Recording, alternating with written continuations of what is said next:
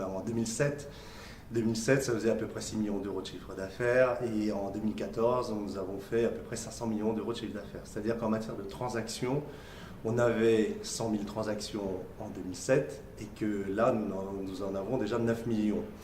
Ce qui fait beaucoup. Donc les moyens de paiement, c'est évidemment pour un e-commerçant, il y a le i et forcément c'est une opportunité de développer des parts de marché au travers de nouveaux moyens de paiement.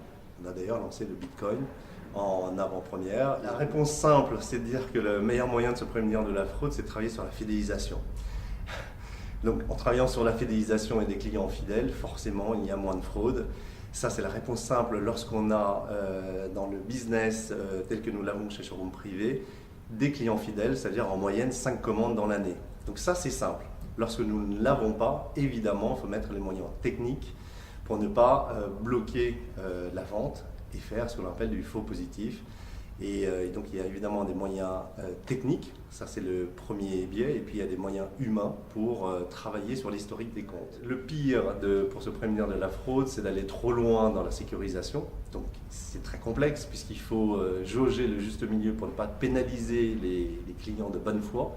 C'est déjà assez anxiogène de commander sur Internet. Donc forcément, si on rajoute une complexité et des contrôles qui n'ont pas de sens, ça ne marche pas.